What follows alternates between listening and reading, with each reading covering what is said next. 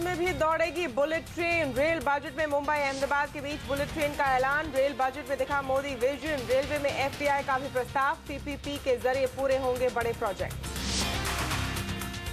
Rail budget में नहीं बढ़ा किसी तरह का किराया। 27 एक्सप्रेस समेत 58 नई ट्रेनों को ग्रीन सिग्नल। साफ सफाई और खाने पीने की क्वालिटी सुधारने पर भी जोर। मुंबई की तर्ज पर बेंगलुरु में भी लोकल ट्रेन चलाने का फैसला। मुंबई में बढ़ाई जाएगी लोकल ट्रेनों की संख्या। ए ग्रेड के स्टेशन होंगे वाईफाई से लैस। 2014-15 का ये रेल बजट देश को अधिक गति देने वाला,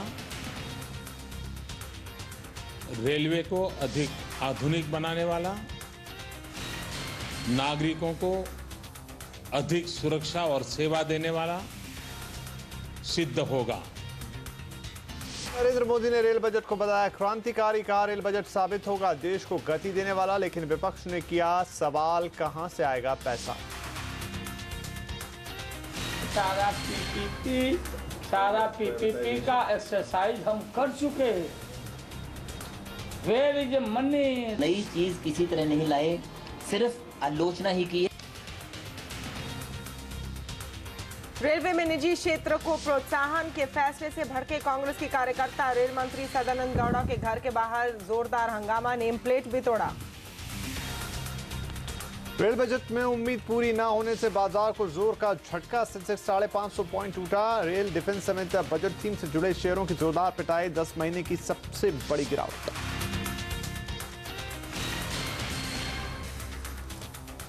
नमस्कार, आप देख रहे हैं आवाज एट 9। मैं हूं तमन्ना इनामदार दत्ता। नमस्कार, आपके साथ मैं हूं विपिन भट्ट। आगे बढ़े इससे पहले कुछ और हेडलाइंस। जॉनसन ज्वेलरी, एसईजेड और रिन्यूएबल एनर्जी सेक्टर के लिए आम बजट में होंगे बड़े तोहफे। 4% घट सकती है गोल्ड पर इंपोर्ट ड्यूटी। एसईजेड के लिए मैट और डीडीटी में भारी कमी भी संभव। एसएमई सेक्टर बन सकता है देश का ग्रोथ इंजन, लेकिन रेड टेप में फंसे देश के एसएमई सेक्टर को कैसे बढ़ावा देगी सरकार। देखिए ग्राउंड रिपोर्ट पुलिस में आगे। स्पाइसजेट ने लगाए मॉनसून सेल। सिर्फ 999 रुपए में बेस फेयर में मिलेगी 10 लाख टिकटें। 8 से 10 जुलाई के बीच करनी होगी बुकिंग। और फुटबॉल वर्ल्ड कप में आज से फिर छाएगा रोमांच। पहले सेमीफाइनल में आज रात ब्राजील से होगी जर्मनी की टक्कर।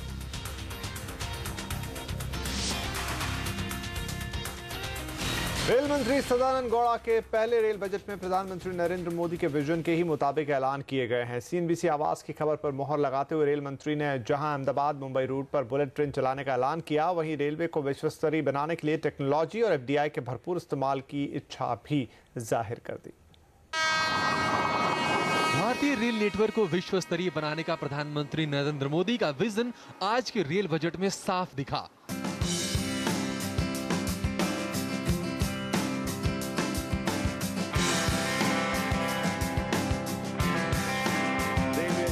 रेल मंत्री सदानंद गौड़ा ने बजट भाषण में कई ऐसे ऐलान किए जो मोदी विजन को पुख्ता करते हैं।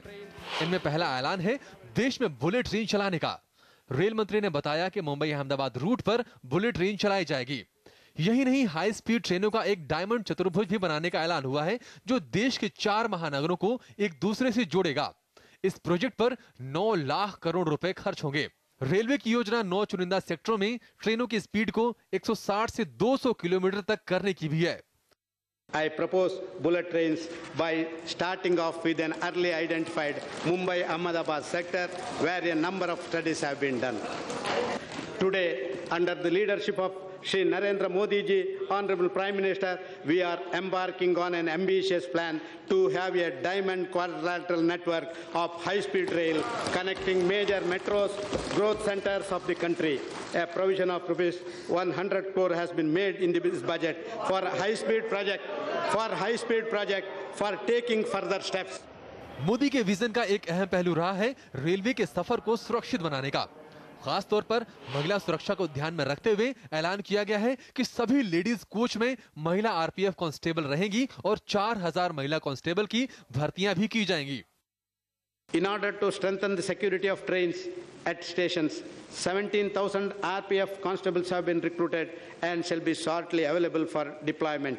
We also propose to recruit 4,000 women RPF constables. In order to ensure security of ladies traveling alone, special instructions are being issued for their safety in each class of travel. With the introduction of women RPF constables, coaches meant for ladies will be escorted. RPF escorting teams in trains will be provided mobile phones so that passengers can contact them when in distress. Security helpline will be augmented. Narendra Modi के vision के मुताबिक कई स्टेशनों को international standard के मुताबिक विकसित किया जाएगा। साथ ही पूरे देश में रेलवे की सर्विस को विश्व स्तरीय बनाने के लिए जिन सुविधाओं की बात की जा रही है, उनके लिए बड़े पैमाने पर संसाधनों की जरूरत है। इसके लिए सरकार पीपीपी मॉडल को बढ़ावा देने के अलावा रेलवे के आंतरिक संसाधनों और एफडीआई का भी सहारा लेगी। रेल मंत्री ने साफ किया कि रेलवे के जो भी नए प्रोजेक्ट्स आएंगे, उनके लिए संसाधन पीपीपी मॉडल के जरिए ही जुटाए जाएंगे। Can I depend only on hiking fare and burden the public to mobilize these funds? This is unrealistic. Thus, I need to explore the alternative sources of resource mobilization. The first source is leveraging railway PSU resources. Madam Speaker, railway PSUs have done very well and are financially sound. I propose to bring investable surplus funds of railway PSUs in the infrastructure projects of railways, which can generate attractive returns for PSUs. The second source is private investment in railway infrastructure, domestic as well as foreign. It is domestic as well as foreign direct investment. The growth of railway sector depends heavily on availability of funds for investment in railway infrastructure. Internal revenue resources and government funding are insufficient to meet the requirement. Hence, Ministry of Railways is seeking the cabinet approval to allow FDI in railway sector, except railway operations. Rail मंत्री ने इस budget में ज्यादा नई ट्रेनों का ऐलान नहीं किया। कुल 58 नई ट्रेनों का ऐलान किया गया, जिनमें बुलेट ट्रेन के अलावा 5 जनसाधारण, 5 प्रीमियम और 6 एसी ट्रेनें और 27 नई एक्सप्रेस ट्रेनें चलाने की घोषणा की गई है। इनके अलावा 8 नई पैसेंजर ट्रेनें चलाई जाएंगी और 11 ट्रेनों के दायरे बढ़ाए जाएंगे। कुल मिलाकर इस रेल बजट के जरिए मोदी सरकार ने यह संकेत दे दिया कि रेलवे को विश्व स्तरीय बनाने के उसके फॉर्मूले में 3 चीजों स्पीड, सिक्योरिटी और सर्विस पर ही सबसे ज्यादा जोर रहेगा। धीरज अग्रवाल, दिल्ली। प्रधानमंत्री नरेंद्र मोदी ने अपने पहले रेल बजट की जमकर तारीफ की। उन्होंने इसे आधुनिक देश की जरूरतों को पूरे करने वाला और घरेलू इकोनॉमी को नई ऊंचाई पर ले जाने वाला बजट बताया है। 2014-15 का ये रेल बजट देश को अधिक गति देने वाला, रेलवे को अधिक आधुनिक बनाने वाला, नागरिकों को अधिक सुरक्षा और सेवा देने वाला सिद्ध होगा। एक लंबे अरसे के बाद देश अनुभव करेगा कि सच्चे अर्थ में हमारी रेलवे ये भारतीय रेलवे है। पिछले कुछ दशकों से एक बिखराव महसूस होता था, टुकड़ों में सोचा जाता था। पहली बार समग्रतया भारत के विकास को ध्यान में रख करके रेलवे बजट में बल दिया गया है।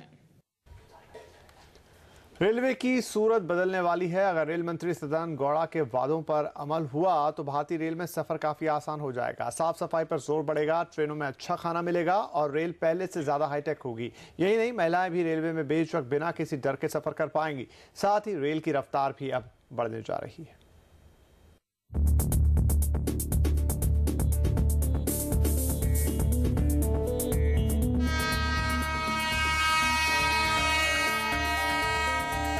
फास्ट, क्लीन, हाईटेक, मॉडर्न और सेफ भारतीय रेलवे की ये नई पहचान होगी। मोदी सरकार ने यात्री सुविधाओं को बेहतर बनाने के लिए कमर कस ली है। अगर आप गंदगी के चलते रेल में सफर करने से कतराते हैं तो आपकी ये शिकायत दूर होने वाली है। रेल मंत्री सदानंद गौड़ा ने ऐलान किया कि साफ सफाई पर अब 40% ज्यादा खर्च किया जाएगा और इस काम में कोई कोताही ना हो, इसलिए इसकी निगरानी सीसीटीवी कैमरे से की जाएगी। यही नहीं, 50 बड़े स्टेशनों पर साफ सफाई का काम निजी कंपनियों को दिया जाएगा। I have substantially increased the budget allocation for cleanliness in the current year, which is 40% increase over the previous year. I propose to outsource cleaning activities at 50 major stations to professional agencies. अब rail यात्रा में आपको खाना अच्छी quality का मिलेगा। सरकार ने सभी बड़े स्टेशन पर फूड कोर्ट बनाने का फैसला किया है। साथ ही ट्रेनों में ब्रांडेड खाना मिलेगा। यही नहीं, ट्रेनों और स्टेशनों पर आरओ का पानी मिलेगा। इसके अलावा टेक्नोलॉजी के जरिए सुविधाएं हाई-फाई होंगी। अब आप ऑनलाइन बुकिंग से मनपसंद सीट और बर्थ दोनों चुन सकते हैं। सिक्के वाली टिकट वेंडिंग मशीन का इस्तेमाल बढ़ेगा। अब मेन लाइन और सबअर्बन ट्रेनों में ऑटोमेटिक दरवाजे वाले कोच होंगे। ए कैटेगरी की ट्रेनों में वाईफाई सिस्टम लगाने का भी वादा हुआ है। यही नहीं, जनरल और प्लेटफॉर्म टिकट के लिए लाइन में लगने की जद्दोजहद से भी छुटकारा मिल गया है। Extending passenger-friendly services is the motto of Indian Railways. In this direction, I am expanding the scope of online booking.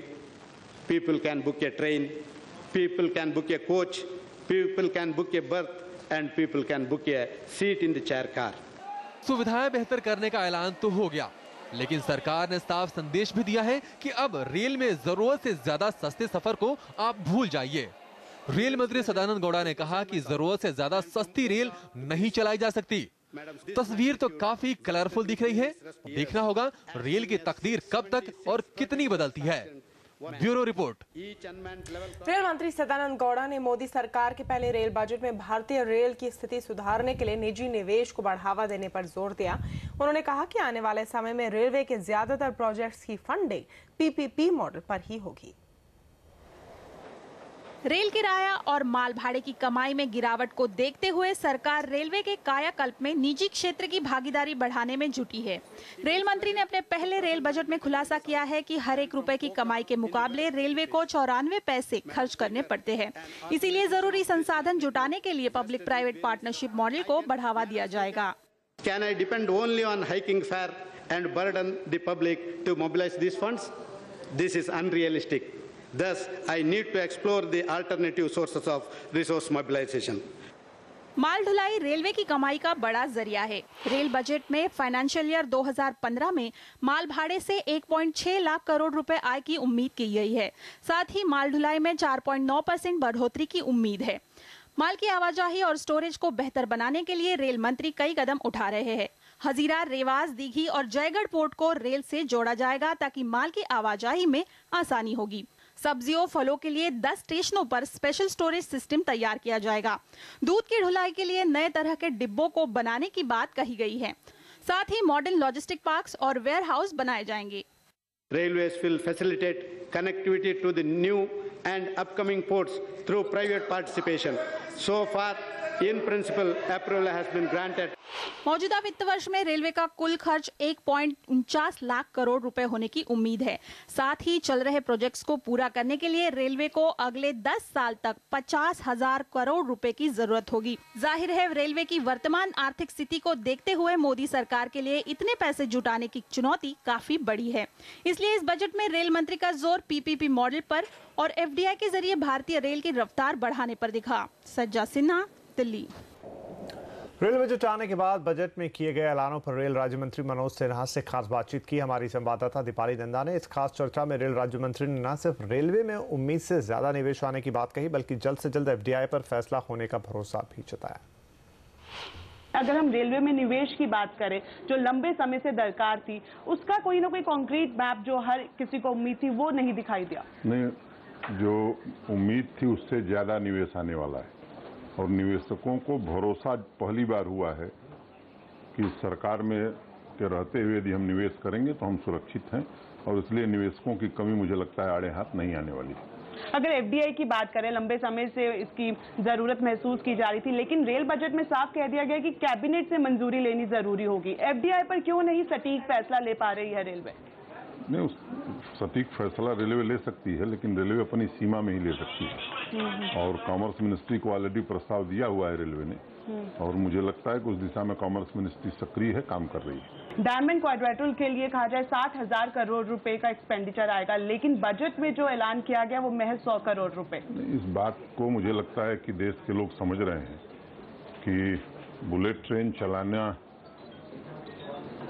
100 crore से संभव नहीं है। 100 करोड़ तो इसलिए दिया गया कि 2 सर्वे हुए हैं। एक सर्वे की रिपोर्ट हमारे पास है, दूसरे की रिपोर्ट अगस्त के अंतिम सप्ताह तक आने वाली। उसके बाद उस पर काम तुरंत प्रारंभ हो जाए, इसलिए 100 करोड़ रुपए इस बजट में प्राविधान किया गया है।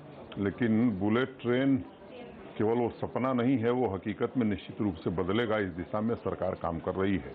अगर डेडिकेटेड फ्रेट कॉरिडोर की बात करें तो अपने तय समय से ऑलरेडी वो 6 से 7 महीने डिले चल रहा है पूरा प्रोजेक्ट। क्या उसमें स्पीड अप लाने के लिए कोई स्ट्रैटेजी? हर महीने उसकी मॉनिटरिंग करेंगे और जितना जल्दी से जल्दी है दोनों फ्रेट कॉरिडोर बने, इसमें हम प्रयास में लगे। रेल मंत्री सदानंद गौड़ा ने तो अपने बजट से सभी का दिल जीतने की कोशिश की है, लेकिन कांग्रेस को ये बजट रास नहीं आ रहा। कांग्रेस कार्यकर्ता इतने खफा हुए कि उन्होंने रेल मंत्री की कार को घेर लिया। यही नहीं, उनके घर के बाहर प्रदर्शन किया और तो और उनके नेम प्लेट को भी तोड़ दिया। कांग्रेस कार्यकर्ताओं ने प्रधानमंत्री मोदी के खिलाफ भी नारे लगाए।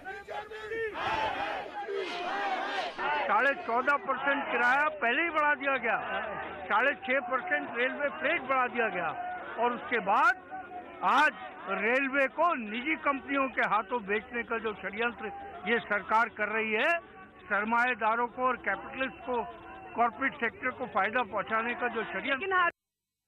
विपक्ष ने मोदी सरकार के रेल बजट को अव्यवहारिक भी बताया है। पूर्व रेल मंत्री लालू प्रसाद यादव ने मोदी सरकार से सीधा सवाल करते हुए कहा कि योजनाएं तो बहुत बना ली हैं, लेकिन पैसे कहां से आएंगे। अव्यवहारिक है। अब देवगौड़ा जो सदानंद गौड़ा जो जल्दी जो लिखा हुआ था, डिक्टेशन दिया हुआ था, पढ़ के जल्दी ले रहे हो। पीपीपी के जरिए कह रहे हैं ज्यादा सुविधाएं देंगे, क्या है संभव? अरे सारा पीपीपी का एक्सरसाइज हम कर चुके हैं। Where is money? नई चीज किसी तरह नहीं लाए, सिर्फ आलोचना ही की है। और मुझे ताज्जुब है अगर उन्होंने पीपीपी का जिक्र किया है, कि किन बातों के लिए कर रहे हैं। छोटी छोटी बातों के लिए कह रहे हैं कि जो दीवारें बनाएंगे वो पीपीपी मॉडल में बनाएंगे, जो सुविधाएं लोगों को देंगे वो पीपीपी मॉडल में देंगे। और अब मुझे मालूम नहीं कि लोगों को किस हिसाब से उसका फायदा पहुंचा पाएंगे। तो समझ में नहीं आता कि ये कहां से पैसा लाएंगे अपने उन वायदों को पूरा करने के लिए। इसके अलावा रेलवे मंत्री जी ने ये भी कहा है कि काफी कुछ उन्होंने कार्य करने की बात कही है, लेकिन इस बार उन्होंने ज्यादातर कार्यों पर निजी निवेश की बात कही है। और रेल बजट पर देश की जनता क्या सोचती है, इस ब्रेक के बाद बड़े शहरों के मिजाज का लेंगे जायजा। आप बने रहे हमारे साथ। और जाने माने एक्सपर्ट्स की नजर में कैसा है रेल बजट, ये भी जानिए आगे।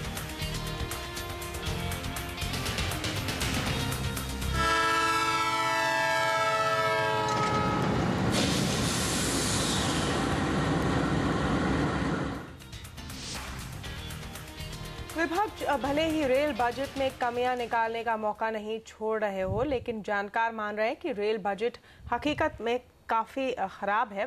खास तौर पर पब्लिक प्राइवेट पार्टनरशिप प्लान को एक्सपर्ट्स ने थम्स अप दिया है।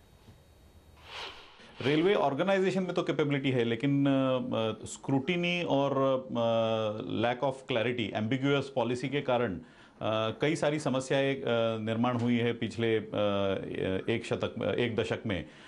मुझे लगता है कि यदि रेलवे बोर्ड का रिस्ट्रक्चरिंग करने की जो बात की गई है और जो डायमंड क्वाड्रिलेटर पे एम्फेसिस देने की बात हुई है, ये दोनों चीज़ें यदि अच्छी तरीके से इंप्लीमेंट हो जाएगी तो कैपेसिटी जनरेशन में कोई प्रॉब्लम नहीं रहेगी। और यदि बिजनेस मॉडल जो है, रेवेन्यू और एक्सपेंडिचर का जो मॉडल है, वो यदि ठीक से सेट किया जाएगा तो इसमें एफडीआई और पीपीपी के थ्रू आने वाली जो निवेश है उसमें भी बढ़ोतरी आ जाएगी। जैसा एक्सपेक्टेशन था कि पीपीपी पे एम्फेसिस होगा।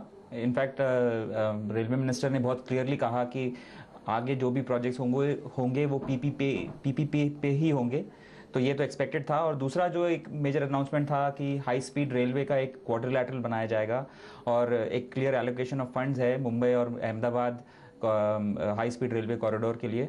तो ये सारी चीज़ें एक्सपेक्टेड थी एंड एज एक्सपेक्टेड पीपीपी का अनाउंसमेंट अभी हुआ है, लेकिन इसको कैसे इम्प्लीमेंट करेंगे इन द कमिंग डेज वो we will have to wait and watch. प्रधानमंत्री नरेंद्र मोदी ने तो अपने पहले बजट की जमकर तारीफ की है और इसे देश की मौजूदा जरूरत को पूरी करने वाला बताया, लेकिन लोगों ने इस पर मिलीजुली प्रतिक्रिया दी है। बजट पर क्या है आम जनता की राय, आइए आपको सुनाते हैं। सर, इस बजट में सबसे बेहतरीन चीज आपको क्या लगी? मुझे ये बुलेट ट्रेन के अनाउंसमेंट बड़ी अच्छी लगी। लोग बड़ी जल्दी से पहुंच सकते हैं अपने डेस्टिनेशन पे, फास्ट सर्विस, टाइम सेविंग और काफ़ी रियायत, आसानी से सफ़र कट जाएगा, फैसिलिटी वगैरह जो ज़्यादा देंगे। आपको सबसे बेहतरीन चीज़ क्या लगी एज ए स्टूडेंट इस बजट में? एज ए स्टूडेंट सबसे अच्छी चीज़ जो which was needed for a long time है वो 864 इंट्रोडक्शन ऑफ न्यू लोकल्स। ये मतलब स्पेशली फॉर स्टूडेंट्स और जो वर्कर्स है जो आते हैं लॉन्ग हॉल पूरे साउथ बॉम्बे, नॉर्थ बॉम्बे से, उनके लिए बहुत बड़ी राहत होने वाली है। काफ़ी लोग लटक के आते हैं, काफ़ी लोग कभी कभी आ ही नहीं पाते हैं भीड़ की वजह से, वो कम होने वाला है। और दूसरी चीज़ है वाईफाई जोन्स जो इम्प्लीमेंटेशन किया है, उससे काफ़ी बिजनेस लोग, स्टूडेंट्स एक्सेस कर सकते हैं, अपना काम ऑन द गो ख़त्म कर सकते हैं और गेम्स भी खेल सकते हैं, वो भी है। आपको सबसे बेहतरीन चीज़ क्या लगी? मेरे को सबसे बेहतरीन चीज़ ये लगी जो 864 न्यू जो डब्बे लॉन्च किए जो ट्रेन के, वो बहुत अच्छी है। लेकिन इसमें वाईफाई जोन के स्टार्ट होने से कोई भी पैसेंजर को राहत नहीं मिलेगी, बिकॉज वाईफाई आप तब यूज कर सकते हैं जब आपको एक स्पेस हो, आप अपना लैपटॉप खोल सके, आप अपना मोबाइल निकाल सके। आप बताइए, आप जो आज रेल बजट आया है उससे आप संतुष्ट हैं? संतुष्ट दिख रहे हैं? जी नहीं, बिल्कुल भी नहीं। क्यों नहीं है? कुछ भी वैसा नहीं मिला देखने को अपने को। अभी मैं 15 दिन पहले कुछ मैं पुणे से आया था, वो ट्रेन ऑलमोस्ट 12 आवर लेट थी, तो आपने किराया बढ़ाया तो उस हिसाब से आपको सर्विस भी सुधारनी चाहिए थी, वो तो वैसा कुछ तो मिला नहीं अपने को। ये बात कर रहे हैं सर्विस सुधारने की, ये बताइए कि ऐसी क्या उम्मीद थी, ऐसी क्या चीज़ आप उम्मीद कर रहे थे कि रेल मंत्री अनाउंसमेंट करेंगे जिससे आप खुश हो जाएंगे? पहले तो मुझे ठीक है, जब किराया बढ़ाया गया तो हम लोग सुविधा, मूलभूत सुविधाएं जो है, पैसेंजर ट्रेन में पीने की पानी नहीं है, हमेशा गंदगी रहती है चारों तरफ प्लेटफॉर्म पे, और ट्रेन काफ़ी लेट रहती है। हम लोग मंथली पास लेते हैं, फिर भी ट्रेन टाइम पे नहीं आती है, हम लोग कॉलेज टाइम पे नहीं पहुँच पाते हैं, तो ट्रेन भी लेट रहती है। आप किराए बढ़ा रहे हो, आप सुविधा भी नहीं दे रहे हैं आप, तो मोदी से काफ़ी हम लोग उम्मीदें थी, मगर हम लोग रेलवे में भी अच्छे दिन की बात हो रही थी कि रेलवे के भी अच्छे दिन आएंगे, आप मानते हैं कि आगे रेलवे के अच्छे? मैं ऐसा नहीं मानता हूँ, और हम जिससे प्रेशर पड़ गया और किराया बढ़ गया है और सुविधा और कोई कमी, सुविधा कुछ बढ़ी नहीं है हम लोग की, मैं संतुष्ट नहीं। जब बिहार में आप लोगों से बात करेंगे तो बिहार के लोग थोड़े से निराश दिखते हैं। उसका एक बड़ा कारण ये भी है कि पिछले 15 सालों से जो है रेल मंत्री बिहार के रहे हैं, नीतीश कुमार हों, चाहे लालू प्रसाद यादव हों, चाहे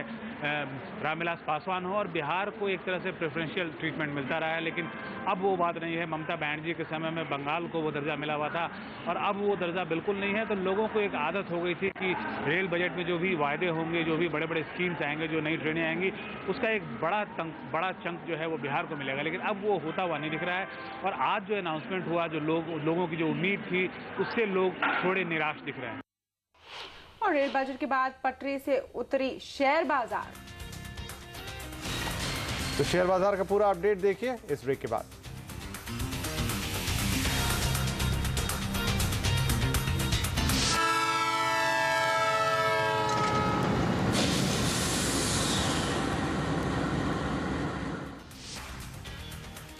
रेल मंत्री सदानंद गौड़ा की उम्मीदों की ट्रेन चुनौतियों भरी पटरी पर निकल पड़ी है, लेकिन आगे की राह मुश्किल भरी हो सकती है क्योंकि फिलहाल रेलवे के पास खर्च को संभालने के लिए पर्याप्त आय नहीं है। ऐसे में रेलवे में एफडीआई का आना बेहद जरूरी है। हमसे खास बातचीत में रेलवे बोर्ड के चेयरमैन अरुणेंद्र कुमार ने कुछ ऐसी ही चुनौतियों को सामने रखा। साथ ही रेलवे बोर्ड की वित्तीय कमिश्नर रश्मि कपूर ने भी रेलवे के रोडमैप पर चर्चा की। रेल बजट की काफी तस्वीर साफ हो चुकी है, लेकिन फिर भी कुछ मन में सवाल हैं और इन सवालों का जवाब जानने के लिए आइए बात करते हैं रेलवे बोर्ड के चेयरमैन अरुणेंद्र कुमार जी से और वित्तीय कमिश्नर रश्मि कपूर जी से। सर, सबसे पहले आपसे जानना चाहेंगे कि काफी सारी जो सामाजिक दायित्व रेलवे का है उस बारे में काफी सारा ऐलान आज हुआ, लेकिन काफी बातें इसमें जो है वो आउटसोर्सिंग की भी हुई हैं। इससे कितना फायदा रेलवे को होगा?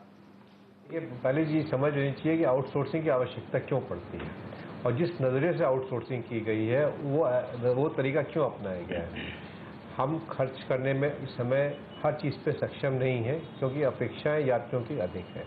तो ऐसी अपेक्षाओं को पूरा करने के लिए हमने जरिया अपनाया कि या तो FDI रूट से चला जाए या PPP रूट से चला जाए, या ऐसे लोगों से बातचीत की जाए जो स्टेशन को या और कोई प्रोजेक्ट्स को या पोर्ट कनेक्टिविटी को या फ्रेट लाइंस को लेने के लिए तैयार है। तो ये आउटसोर्सिंग का नाम ले या PPP का नाम ले, FDI का नाम ले, लेकिन इसमें रेलवे की फाइनेंशियल इन्वॉल्वमेंट थोड़ा कम हो और दूसरे का ज़्यादा हो, और उसी हिसाब से उसको एन्युटी मिले या रिटर्न्स मिले। इस बजट में एक नई सोच सामने दिखती है, और जो माननीय रेल मंत्री ने प्रेजेंट किया आज रेल बजट में, दिखता है कि हम पूरे भारत में रेलवे के अलावा और जो लोग हैं रेलवे में इन्वेस्ट करना चाहते हैं उनको बुलाएं, उनसे बातचीत करें, और वो सोच हमें सामने दिख रही है। सर, रेल मंत्री जी ने अपने बजट भाषण में एक चीज कही कि जो रेलवे का सामाजिक दायित्व है, साथ में जो रेलवे का बिजनेस है, दोनों दो पटरी की तरह हैं, दोनों में संतुलन बनाने की कोशिश हुई है। लेकिन अभी देखा जाए तो अब तक का सबसे खराब प्रदर्शन रहा है। अगर लोडिंग में देखें 30% जो है ढुलाई रेलवे की रह गई है, तो इसमें संतुलन कैसे बनाएंगे? क्या रोड मैप है इस पर? तो ये कहना कि रेलवे का शेयर कम हो गया, इतना सही नहीं है। रेलवे का शेयर उस एरिया में उतना ही जितना होना चाहिए था, बल्क ट्रैफिक और 350 किलोमीटर के ऊपर का। और अब हम शुरू कर रहे हैं नया पार्सल सेगमेंट, जो कि हमारे लिए ज़्यादा धन उपार्जन करने का जरिया बन सकता है, क्योंकि अगर हम समय से पार्सल बनाएं, विशेष पार्सल ट्रेनें चलाएं, या एग्री रिटेल नेटवर्क हम शुरू कर रहे हैं जिससे देश को फ़ायदा होगा, सब्जियों के दाम कम होंगे, और दूध का मिल्क विजन का बना रहे हैं जिससे लोग दूध की ट्रेनें चलाएंगे। ये एक नई सोच जो सामने उभर के आ रही है। अब कहा जा रहा है कि इंडस्ट्री से बातचीत की कोशिश की जाएगी। ये बातचीत बहुत पहले से चल रही थी, तो आपको क्या लगता है कि कितना कामयाब हो पाएंगे और कितना आप टारगेट रख रहे हैं PPP के जरिए फंड रेजिंग का? इस बजट में तो हमने 6000 करोड़ का टारगेट रखा है PPP का, और हमें उम्मीद है वो मिल भी जाएगा। कुछ तो शुरू भी हो गए हैं, बाकी इसमें इतना आसान नहीं है जैसा आप बता रहे हैं। और ये नई गवर्नमेंट और नई सोच के बाद हो सकता है कि हमें ज़्यादा मार्केट से अच्छा रिस्पॉन्स मिले, क्योंकि हमारे पास तो पैसा कम है, इसीलिए तो हम जा रहे हैं PPP में। एक चीज आपसे और जानना चाहेंगे, 2 बड़े ऐलान हुए हैं। एक बुलेट ट्रेन की बात कही गई है, और ये भी कहा गया साथ साथ कि 60,000 करोड़ रुपए का प्रोजेक्ट है। दूसरी बात कही गई डायमंड क्वाड्रिलेटरल की, 9 लाख करोड़ रुपए उसके लिए चाहिए। ऐसे में ये पैसा कहाँ से आएगा, कैसे आएगा? रेलवे की अपनी आय से तो हो ही नहीं सकता, न ही ग्रॉस बजटरी सपोर्ट जिस तरीके से अब आ रहा है उससे तो नहीं हो सकता है। या तो जैसे अभी प्रेस कॉन्फ्रेंस में भी बात हुई थी, कोई हम एक और सेपरेट एक कंपनी बने, कॉरपोरेशन बने, जो अपने आप सेपरेट कॉरिडोर बनाएगी, अपना ही इन्वेस्टमेंट करके खुद ही उसमें इनकम अर्न करेगी। रेलवे उनको टेक्निकल और अदर सपोर्ट दे सकती है, या हमारे अंडर हो, NHAI जैसे PMO के हैं, उस तरह की कोई अथॉरिटी बने। रेलवे की अपनी आमदन से तो नहीं हो सकता है। कुल मिला के तस्वीर अभी साफ नहीं है कि इसको एग्जीक्यूट कैसे किया जाएगा। फिलहाल अगर टाइम फ्रेम की बात करें बुलेट ट्रेन के लिए, या जो 9 रूट डिसाइड किए गए हैं सेमी हाई स्पीड ट्रेन के लिए, समय सीमा कोई होगी इसकी, या एग्जीक्यूशन कैसे होगा? तस्वीर साफ ये है कि हमको बुलेट ट्रेन लेके आना है। ये भी साफ है कि बुलेट ट्रेन हमारे पैसे से नहीं आएगी, किसी और के पैसे से आएगी, लेकिन रेलवे इसमें मदद करेगी। शुरुआत तो हो गई, अब धीरे धीरे आगे बढ़ेंगे। पहले स्टडीज़ पूरी हो रही हैं, स्टडीज बाद कितना पैसा लगेगा, कौन पैसा देने को तैयार होगा, उसकी क्या शर्तें होंगी, भारत की क्या शर्तें होंगी, कौन यात्री उसमें सफ़र करेगा, कितना पैसे का टिकट लगेगा, तो वो सब चीज़ें अब देखी जा रही हैं। लेकिन ये हाई स्पीड का रियलिटी का पहला जो कहते हैं टंका या पड़ाव शुरू हो चुका है। सर, इस बार के रेल बजट में प्रधानमंत्री का विजन साफ तौर पर दिखा। टेक्निकल एस्पेक्ट्स की तरफ रेलवे जो है काफ़ी तेजी से बढ़ रही है, और इसमें कई सारे अनाउंसमेंट हुए, वाईफाई का, वर्क स्टेशन का। सर, रेलवे को इन चीज़ों से कितना फ़ायदा होगा, और कई ऑपरेशनल टेक्नोलॉजीज़ की भी बात की गई इस बार? देखिए, जो वाईफाई की बात उठी ये, और वर्क इन ऑफिस की बात उठी, ये एक पैसेंजर सुविधा की समझिए। इसमें जो पैसा हमको मिलेगा वो ऐसा नहीं कि कोई बहुत बड़ा परिवर्तन आ जाए, लेकिन अगर आप चलती गाड़ी में 3 घंटे के समय अपनी मीटिंग कर सकते हैं, अपने और बातचीत कर सकते हैं, तो एक बहुत बड़ी समय बचाने की उपलब्धि इसके लिए है। और जो तकनीकी परिवर्तन की बात कर रहे हैं वो मैं आपको बताऊं, जैसे बम्बई में और बाकी ट्रेनों में जो सफ़र करते हैं यात्री, कभी गिर जाते हैं, चोट लग जाती है, तो एक ऑटोमेटिक डोर क्लोजिंग सिस्टम लगाया गया है। रेल फ्रैक्चर डिटेक्ट करने के लिए एक नया सिस्टम की, नई व्हीकल की बात करी जा रही है, जो हम लगाएंगे। अगर रेल फ्रैक्चर होता है तो उसको पहले से डिटेक्ट किया जा सके। इसी तरह नई तरह के वैगन बनाने की बात हो रही है। करीब 350 प्रोजेक्ट पेंडिंग है 1,82,000 करोड़ के। क्या कुछ प्रोजेक्ट स्क्रैप किए जा सकते हैं? हो सकता है इसमें से 30 साल पुराने भी प्रोजेक्ट हैं, बजट में कहा गया भाषण में, हो सकता है वायबल ना हो। क्या लगता है आपको? जो 30 साल पहले वायबल थे या 20 साल पहले थे, उनकी परिस्थिति तो डेफिनेटली बदल ही गई होगी, पर क्योंकि ये पार्लियामेंट के सैंक्शन के थ्रू आते हैं हमारी पिंक बुक में, बजट के लिए इसको हम पिंक बुक बोलते हैं, उस पार्लियामेंट के सैंक्शन के द्वारा ही इनको स्क्रैप किया जा सकते हैं और कर सकते हैं। FDI के लिए DIPP ने मूव किया, ड्राफ्ट कैबिनेट नोट भेजा गया, MHA ने विरोध जता दिया सुरक्षा कारणों को लेके, और ये पहले भी मामला फंस चुका है। अभी आपको क्या लगता है कि इसमें क्या होगा? कुछ समय लग सकता है, रिवाइज करके फिर जाएंगे आप कैबिनेट में? कैसे क्या प्लानिंग है? क्योंकि बड़ा दारोमदार FDI पर रेलवे का है। आपने जो MHA के विरोध की बात करी, वो विरोध सभी चीज़ों पे नहीं है। जिन चीज़ों पे विरोध है उसकी बात को हटाने के बाद ही बहुत FDI का सिचुएशन बचती है। तो ये तो हमारी कैबिनेट डिसीजन लेगी, लेकिन हमारे लिए MHA के विरोध के बावजूद भी बहुत कुछ करने को है और हमको इसमें कोई तकलीफ नहीं लगती हमारे रास्ते में कोई विरोध या विरोध पैदा होगा। जी, CNBC आवाज़ से बात करने के लिए आप दोनों का धन्यवाद। रेलवे वापस ग्रोथ की पटरी पर आ रही है, थोड़ा समय जरूर लगेगा, लेकिन जल्द ही सरपट दौड़ेगी, ऐसी उम्मीद की जा रही है। तो शेयर बाजार आज रेल बजट से निराश होकर बुरी तरह टूट गया। 10 महीने बाद आज बाजार में सबसे बड़ी गिरावट दर्ज की गई। सेंसेक्स 550 पॉइंट टूटा, जबकि निफ्टी भी 250 पॉइंट लुढ़क गया। बाजार में आज के कारोबार पर विस्तार से बात कर रहे हैं अब मार्केट सेक्रेटरी अनिल सिंघवी। बाजारों को आज रेल बजट के बाद एक जबरदस्त बिकवाली का झटका लगा। लगातार चौथे दिन आज बाजार खुलते ही निफ्टी और सेंसेक्स ने नए रिकॉर्ड हाइज बनाए और निफ्टी 7,800 के पार भी निकला, लेकिन उसके बाद से थोड़ा बिकवाली का प्रेशर बनता हुआ नजर आया, जो कि रेल बजट के करीब होते होते थोड़ा बढ़ता नजर आया। रेल बजट जैसे ही खत्म हुआ, बिकवाली और गहराती हुई नजर आई और सेंसेक्स और निफ्टी तो अच्छे खासे नुकसान के साथ बंद हुए ही, लेकिन मिड कैप और स्मॉल कैप शेयरों में भी जबरदस्त गिरावट देखने को मिली और यहां पर मार्च ज्यादा तेजी से बढ़ती हुई दिखी। तो पिछले कई दिनों से जो आउट परफॉर्मेंस मिड कैप शेयरों की तरफ से चल रही थी, वहां पर काफी नुकसान होता हुआ नजर आया। इसके साथ ही आज वॉल्यूम्स अगर आप देखें तो 2 लाख करोड़ के पार पहुंचते हुए दिखे और साथ ही बढ़ने वाले शेयरों की तादाद बेहद कमजोर शेयरों के मुकाबले में, यानी कि ब्रॉडर मार्केट में जबरदस्त बिकवाली का माहौल बनता हुआ दिखा।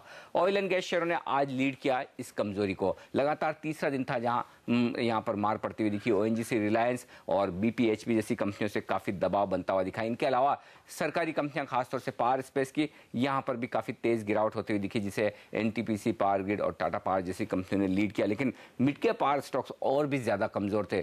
CSC, JSW energy, Adani power ये डबल डिजिट में कमजोर होते हुए नजर आए ये स्टॉक। और कैपिटल गुड शेयरों में भी आज जबरदस्त मुनाफा वसूली बनती हुई दिखी। बेल, L&T खासतौर से काफी कमजोर थे। बैंकिंग शेयरों में दिग्गजों में bank of Baroda, SBI, ICICI कमजोर थे। वही मिड कैप PSU बैंक्स काफी ज्यादा कमजोर थे। डबल डिजिट में ये स्टॉक टूटते हुए नजर आए। सिंडिकेट, IOB, यूनियन जैसे शेयरों में शामिल थे। वहीं कुछ और सरकारी शेयरों में मार पड़ती हुई दिखी। तो साफ तौर पर रेल बजट की निराशा का असर इन शेयरों पर भी साफ तौर पर नजर आया। MTNL, कॉनकोर जैसे शेयर काफी कमजोरी के साथ बंद हुए। High beta stocks real estate के और खासतौर से यूनिटेक, आईबुल रियल और HDL तीनों ही वायदा कारोबार के बैन में हैं। आज पोजीशंस जबरदस्त कटती हुई दिखी और ये तीनों ही स्टॉक भारी भरकम नुकसान के साथ बंद हुए। मेटल शेयर भी बाजार के मूड की चपेट में आते हुए दिखे। JSPL और टाटा स्टील ने अच्छे खासे नुकसान आज के सेशन में दर्ज किए। हिंडाल्को भी कमजोर रहा। ऑटो शेयरों में भी प्रॉफिट बुकिंग हावी होती दिखी। बजाज ऑटो, टाटा मोटर्स, अशोक लेलैंड कमजोर थे, लेकिन रेल स्टॉक से जो इतने दिनों से अच्छा प्रदर्शन करते हुए दिख रहे थे, आज सुबह से ही कमजोरी के संकेत दे दिए। टीटागढ़, टैक्स रेल, कालिंदी, करनेक सारे लोअर सर्किट पर जाकर बंद होते नजर आए। इनके अलावा जिन शेयरों से नुकसान बनता हुआ दिखा निफ्टी पर, सरकारी कंपनियां ही ज्यादा थी।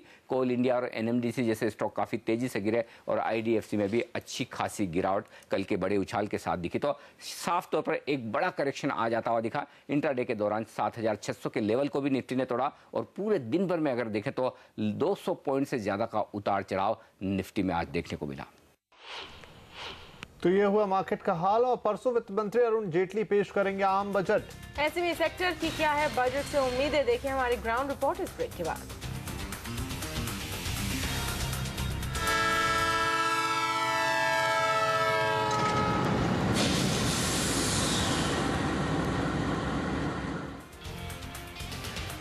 रेल बजट के बाद अब लोगों को इंतजार है 2 दिन बाद पेश होने वाला आम बजट का। ये बजट 3 सेक्टरों के लिए काफी मददगार साबित हो सकता है। जेम्स एंड ज्वेलरी, SEZ और रिन्यूएबल एनर्जी सेक्टर को किस तरह की राहत मिलने वाली है, जानने के लिए चलते हैं लक्ष्मण रॉय के पास। लक्ष्मण, रेल बजट को देखते हुए अब आम बजट से क्या उम्मीदें हैं, इसमें इंडस्ट्री को क्या मिल सकता है? देखिए, जिस तरह से रेल बजट सच्चाई के काफ़ी करीब पेश किया गया, हकीकत को समझते हुए पेश किया गया और भविष्य का एक रोड मैप दिया गया, कमोबेश आम बजट भी वैसा होगा, इसकी संभावना अब काफ़ी ज़्यादा बढ़ गई है। कोई बड़ी ऐलान की संभावना कम दिख रही है, लेकिन कुछ चुनिंदा सेक्टर हैं जिसको हो सकता है कि सरकार राहत देना चाहे, उसमें निवेश बढ़ाने के लिए और उस सेक्टर को राहत देने के लिए। उनमें से 3 सेक्टर जो मुझे लग रहा है, जो सूत्र बता रहे हैं, पहला सेक्टर है जेम्स एंड ज्वेलरी सेक्टर। सरकार गोल्ड पर इम्पोर्ट ड्यूटी जो अभी 10% है, उसे घटा करके 6% तक कर सकती है और यानी 4% की कटौती की जा सकती है। तो गोल्ड इंपोर्ट पर अगर सरकार बजट में ड्यूटी घटाती है, इससे एक बड़ी राहत मिलने की संभावना होगी जेम्स एंड ज्वेलरी सेक्टर को। दूसरा जो सेक्टर है वो है स्पेशल इकोनॉमिक जोन यानी SEZ को सरकार राहत दे सकती है। उसमें फिर से नई जान डालने के लिए SEZ पर जो मिनिमम अल्टरनेटिव टैक्स यानी मैट लगता है, सरकार उसमें कटौती कर सकती है। अभी मैट 18.5% लगता है, हो सकता है कि उसे घटा करके सरकार करीब 12% पर ले आए। इसी तरह DDT यानी डिविडेंड डिस्ट्रीब्यूशन टैक्स को भी कम कर सकती है SEZ के लिए। तीसरा जो सेक्टर है वह रिन्यूएबल एनर्जी का सेक्टर। इसमें विंड और सोलर पावर के लिए सरकार कुछ राहत भरे कदमों का ऐलान कर सकती है। सोलर पावर को जो टैक्स रियायतें मिलती हैं उसको एक लंबी अवधि तक जारी रखने का ऐलान किया जा सकता है। बैंकों से जो लोन मिलता है उसको पावर सेक्टर से अलग हटा करके विंड एनर्जी के लिए अलग से, रिन्यूएबल एनर्जी के अलग से कोटा तय कर सकती है ताकि उसको ज़्यादा से ज़्यादा लोन मिल सके। यानी इस रिन्यूएबल एनर्जी सेक्टर को भी सरकार बढ़ावा देने के लिए कुछ बड़े कदमों का ऐलान कर सकती है। तो ये जो 3 सेक्टर है उस पर निगाहें टिकी रहेंगी। हो सकता है कि बजट में इनके लिए कुछ अच्छी सौगात आए। शुक्रिया।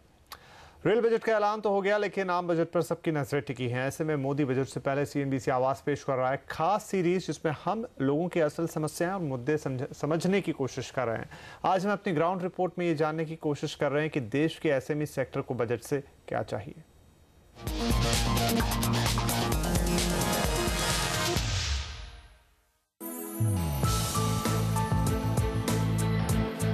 भारत में बिजनेस चलाना आसान काम नहीं है, लेकिन जहां देश भर में कड़े नियम और अनेक प्रकार की मंजूरी ने बिजनेसमैन की मुश्किलें बढ़ा दी हैं, वहीं गुजरात ने इस मामले में अलग मिसाल कायम की है।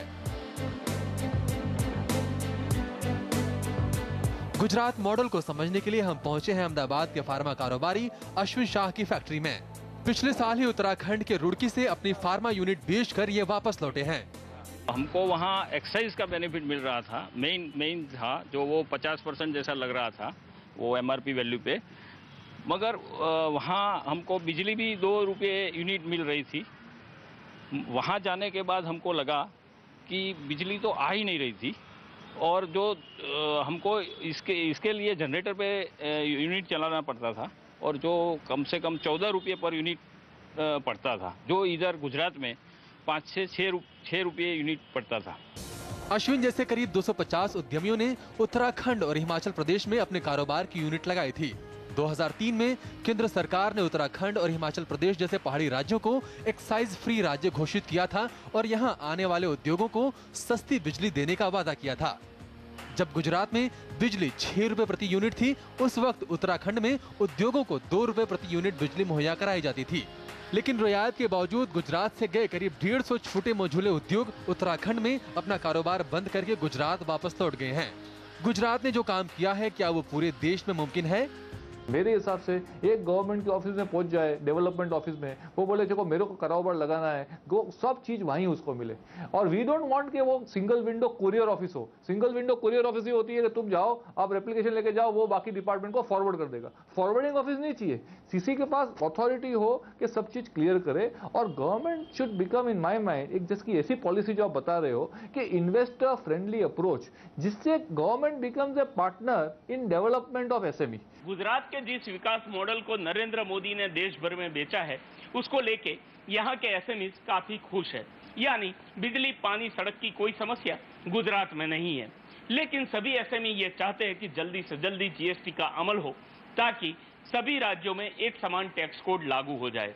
इतना ही नहीं, राज्य और केंद्र सरकार के बीच में जिस संकलन की बात नरेंद्र मोदी करते आए हैं, वो जल्दी से लागू हो और एक ऐसी समान पॉलिसी बनाई जाए जिसके कारण एक राज्य से दूसरे राज्य जाने वाले SME या बड़े उद्योगों की संख्या में कमी हो। मनीष देसाई, अहमदाबाद। और इस ग्राउंड रिपोर्ट सीरीज में अब हम निकल रहे हैं चीनी उद्योग की दिक्कतें समझने के लिए। चीनी उद्योग के लिए सरकार ने पिछले दिनों कई पैकेजेस का ऐलान किया है, मगर शर्त ये थी कि वो किसानों का बकाया चुकाएंगे। लेकिन क्या इससे कुछ बदलेगा, जानने के लिए निकले हमारे संवाददाता अतुल मिश्रा। इंपोर्ट ड्यूटी बढ़ाने और ब्याज दरों में रियायत के जरिए चीनी उद्योग को राहत देने के बावजूद इंडस्ट्री के हालात जस के तस हैं। किसानों का चीनी मिलों पर करीब 11,000 करोड़ रुपए बकाया है। पैसे की किल्लत से जूझ रहे किसानों की क्या हालत है, आइए ये जानने के लिए चलते हैं पश्चिमी यूपी के एक गांव में।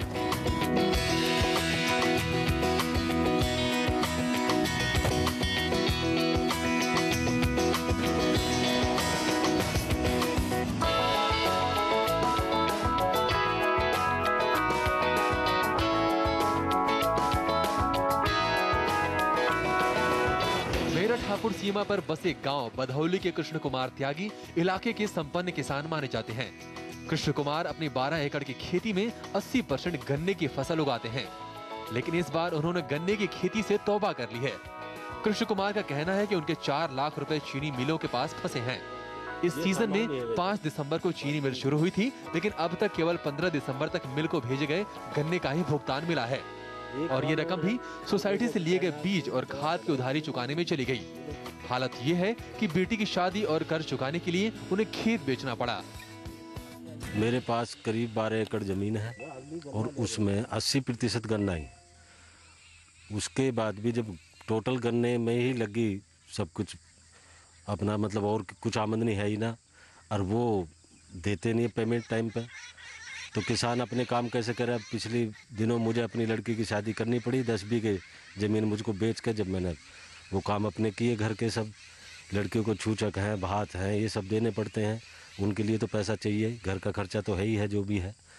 तो किसान की तो इतनी बुरी हालत है इस टाइम पेमेंट ना होने से, और गवर्नमेंट ही ने प्रोत्साहन दे रही है खूब मिलों को, बाकी वो किसानों को कुछ नहीं दे रही। गन्ना किसानों का कहना है कि प्रति क्विंटल गन्ने पर 240 रुपए लागत आ जाती है, जबकि गन्ने का सरकारी रेट 280 रुपए प्रति क्विंटल है। लेकिन चीनी मिलों को अभी प्रति क्विंटल 260 रुपए का ही भुगतान करना है। बाकी के 20 रुपए का भुगतान दूसरी किश्त में किया जाना है। इसमें से ही किसानों को 9.25 रुपए प्रति क्विंटल गन्ने की ढुलाई भी चुकानी होगी, यानी किसानों को 251 रुपए प्रति क्विंटल का भुगतान मिलना है। लेकिन वो भी कब होगा किसी को पता नहीं। फिलहाल उत्तर प्रदेश में किसानों का प्राइवेट मिलों पर करीब 6,500 करोड़ रुपए का बकाया है, लेकिन मिलों ने साफ किया है कि 3500 करोड़ रुपए से ज्यादा का भुगतान इस साल नहीं कर सकती हैं। चीनी मिलों का कहना है कि मिलों को प्रति क्विंटल चीनी उत्पादन पर 4 से 450 रुपए का घाटा हो रहा है। ऐसे में जब तक सरकार चीनी और गन्ने के रेट में तालमेल का कोई फॉर्मूला नहीं लागू करती, तब तक उनके लिए मिल चलाना संभव ही नहीं है। मिलों का कहना है कि अगर एफआरपी से ज्यादा गन्ने का भुगतान दिया जाता है तो वो रकम राज्य सरकार को बोनस के तौर पर किसानों को देनी चाहिए। जो आज बाकी है उसका 3,000 से 3,500 करोड़ रुपया हम फैक्ट्री चलाने के पूर्व दे सकते हैं। बाकी पैसा तो नया सीजन चालू होने के बाद ये दे पाएंगे, और नया सीजन चालू कर सकते हैं नहीं कर सकते हैं उसमें आपको मैंने बताया, जब तक गन्ने के दाम में कोई लिंक नहीं आएगा मिलें चलाना हमारे लिए संभव नहीं होगी, क्योंकि बैंकों ने हमको साफ मना कर दिया है कि साहब घाटे की मिलों को हम किसी तरह का कोई फाइनेंस नहीं करेंगे। पश्चिमी यूपी के करीब 28 जिलों में किसानों की रोजी रोटी गन्ने की खेती से चलती है। राज्य में करीब 35,000 करोड़ रुपए का चीनी उद्योग है, लेकिन सरकार समस्या खत्म करने में कामयाब नहीं हो पा रही है। शुगर इंडस्ट्री और सरकार के बीच इस खींचतान में पिस रहा है केवल गन्ना किसान।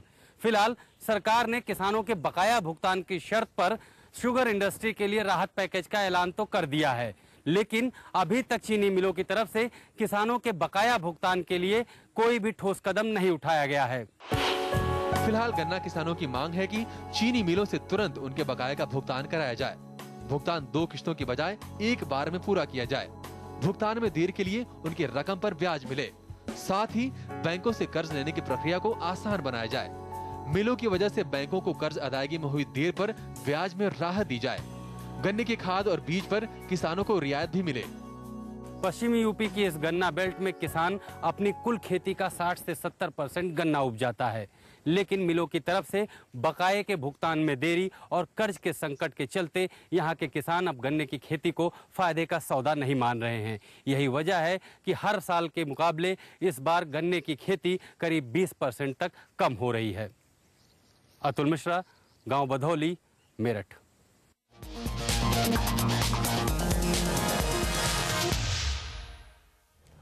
रुक करते हैं कुछ और खबरों का। स्पाइस जेट ने 10 लाख टिकटों की ऑनलाइन सेल का ऐलान कर दिया है। यात्री 999 रुपए के बेस फेयर में इस सेल में टिकट बुक कर पाएंगे। इस सेल का फायदा उठाने के लिए 8 से 10 जुलाई के बीच टिकट बुक कराने होंगे। ये टिकट 6 जनवरी 2015 से 24 अक्टूबर 2015 की यात्रा के लिए बुक किए जा सकेंगे। ये सेल अहमदाबाद, बेंगलोर, चेन्नई, मुंबई, दिल्ली समेत सभी बड़े शहरों के लिए है। दरअसल एयर एशिया के आने के बाद हवाई किरायों में जंग तेज हो गई है और स्पाइस जेट की इस सेल को प्राइस वॉर के तौर पर भी देखा जा रहा है। और फुटबॉल वर्ल्ड कप में आज से फिर रोमांच आएगा। जी हां, आज पहले सेमीफाइनल में ब्राजील से होगी जर्मनी की टक्कर। किसका पलड़ा है भारी और टीमों की स्ट्रैटेजी क्या होगी, पूरा अपडेट दे रहे हैं हमारे सहयोगी अभिषेक।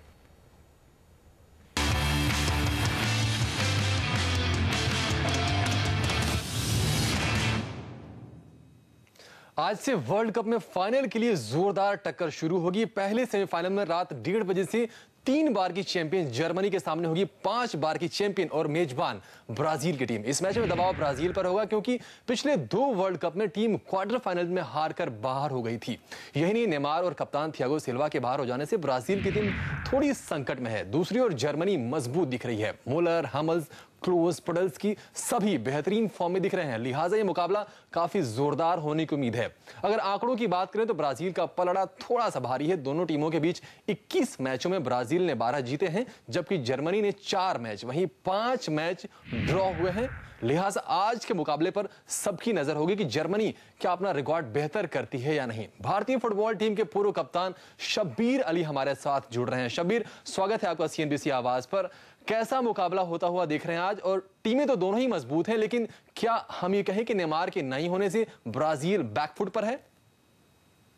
जब टूर्नामेंट शुरू हुआ तो सब यही चाह रहे थे कि 4 अच्छी टीम, सबका यही प्रेडिक्शन था कि 4 अच्छी टीम आएंगी, ब्राज़ील, जर्मनी, अर्जेंटीना। अब बहुत से ये बोल रहे थे स्पेन या हॉलैंड, तो उसमें हॉलैंड आ गए। तो ये फुटबॉल प्रेमियों के लिए बहुत अच्छा है कि आज सेमीफाइनल में जर्मनी का मुकाबला होएगा, एक अच्छा मैच देखने को मिलेगा।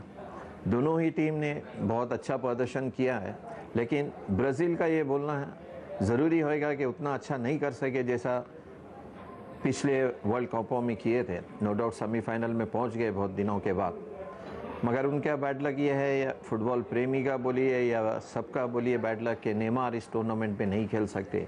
और नेमार बहुत अच्छा प्रदर्शन किया और उनकी वजह से टीम यहाँ तक पहुँची है। और उनके साथ कैप्टन भी नहीं है थियागो सिल्वा। खैर थियागो सिल्वा की उतनी ज़्यादा कमी नहीं महसूस होंगी जितनी नेमार की होंगी, क्योंकि अपने खांदे पे टीम लेके यहाँ तक पहुँचा है। जी वाकई शबीर, नेमार की कमी काफी खलेगी ब्राजील को। वैसे जर्मनी की टीम को आप कैसे देखते हैं, क्योंकि मुलर, हमल्स, क्लोज, पोडल्स्की सभी बेहतरीन फॉर्म में दिख रहे हैं, क्या ये टीम के लिए एडवांटेज होगा?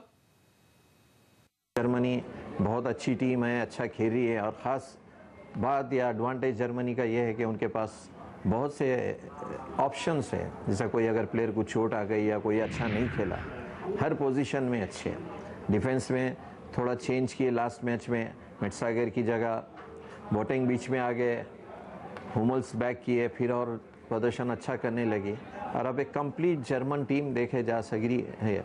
और उम्मीद की जा सक रही है कि जर्मनी जो इतने अच्छा प्रदर्शन करती है वर्ल्ड कप में, 4 वर्ल्ड कप और यूरोपियन चैंपियनशिप में सेमीफाइनल में पहुंचे, मगर एक ही यही रहता है कि फाइनल तक नहीं पहुंचते। तो देखना होगा कि इस बार कर सकते हैं या नहीं कर सकते।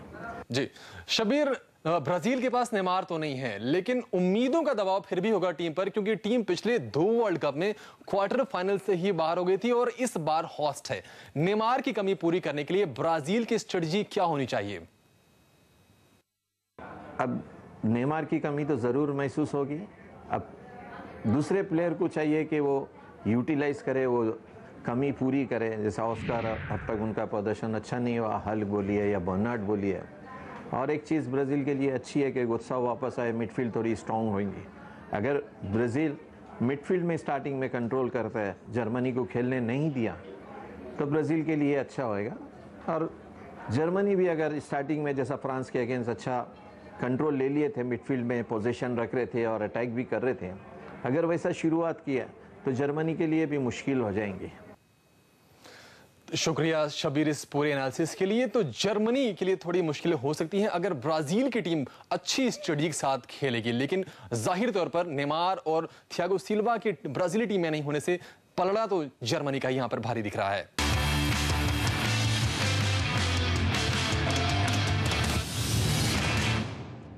आवाज़ में फिलहाल इतना ही, फिर होगी मुलाकात, तब तक के लिए नमस्कार।